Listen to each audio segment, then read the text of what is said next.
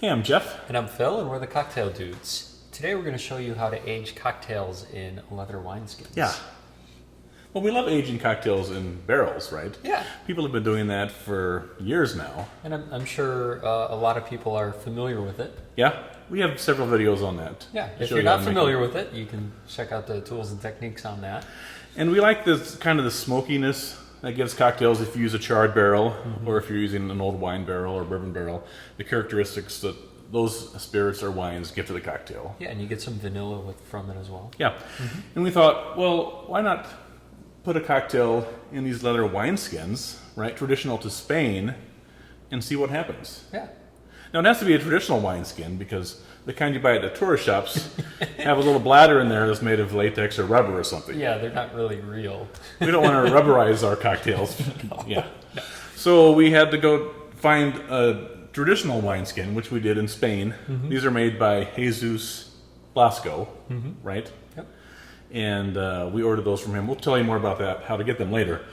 And they come in various sizes, from a half liter up to 20 liters, and even larger. We've got these teardrop shaped sizes here, and we have a whole bar on the back here that we're testing different things in. Yep. And the 3 liter ones we got because that's the most common barrel that we use here in the studio. Right. Right? But if you're a bar, you might want a 5 liter, 10 liter, 20 liter, right? Right. The bigger the better. We like the teardrop shape. They come in the traditional kind of kidney bean shaped ones that you would carry around as a Cub Scout. Right. Right. So we're There going won't be many Cub Scouts carrying around cocktails, though. I don't know. Maybe. So we're going to tell you a little bit about what to do when you buy these wine bags, right? So we bought these, we paid for these, so when we were giving old Jesus a shout out, it's not because he gives us free stuff. Right. So you can find his stuff at botasdevinojb.com. Bota, that's what this is in Spanish. Right. For wineskin. B-O-T-A.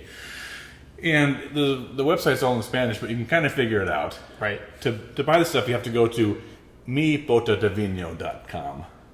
And then you can click on your country and list every country. I think it even lists Antarctica, but there's no United States for some reason. So we ended up having to email him and say, hey, this is what we want. Yep. And he sent us an invoice, and we did it with PayPal. So you get these things, and they come to you all flat like this, right? So a traditional wineskin, this is goat skin. Right. And the seam is sewn very tightly, and then to make it watertight, they put pine sap, pine tar, right? Yep. Like a pine resin in there to seal it. Right. So when you get this thing, it's going to be stuck in the pine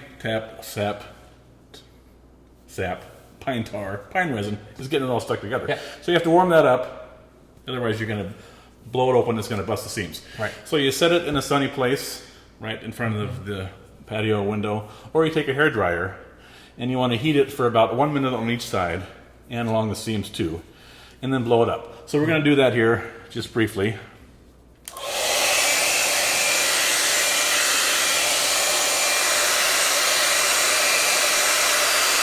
Get all over.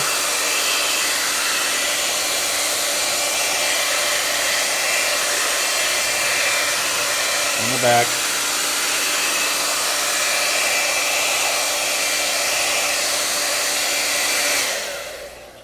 Now, we've already done that with this, right? Right. So that was just kind of fake.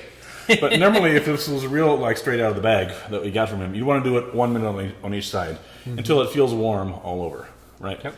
And then you open up the thing, and you're going to want to look in there, but we urge you not to because it looks very scary. Yeah. It looks like the inside of a cow stomach. Right. Yeah. But that's just kind of the pine sap. So you look in there and you kind of get grossed out and you're thinking like, I'm never going to drink anything out of there. And then you just sort of blow it up gently with a nice firm, steady breath until it goes into a balloon.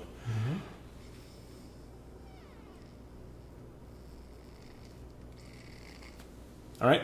There you go. And then you rinse it out twice, and you're amazed that it comes out clear because of how horrible it looks like in there. And then you're ready to fill your cocktail. That's right.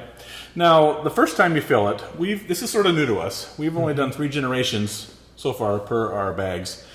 And the first fill is going to be very leathery, right? Yes, yes. You'll notice a leathery taste the next day even. But still the second and third fills, and I imagine fourth and fifth on, you still have a nice, quick, appreciation of the leather notes. Unlike a barrel, when you have to wait at least a week or so to Right. start noticing a difference. You're going to notice this right away. And to serve it is simple.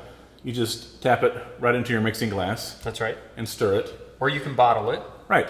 If it gets to a point where it's a little too leathery for your taste, or you want to empty out your wineskin and put something else in there, you can bottle it. Yep. Either in like the big bottle that you had that put in there initially, Right.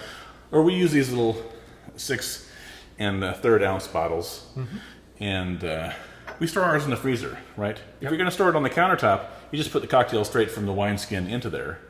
But we store ours in the freezer, and so you don't mix the warm cocktail with ice before you serve it, so you're not going to have that dilution of ice in the cocktail. And so then we add a little water beforehand. Right. So we serve it straight out of the freezer. Okay. Now, he makes these things up to 20 liters in this size, and then in sort of larger, flat size, even larger. I mean, he has ones where he takes an entire goat and makes it into a goat skin.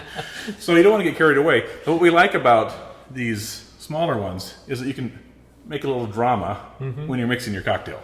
Now, we're not bartenders and we're not skilled at these sorts of things, but you can carry this around on your shoulder, right? Right.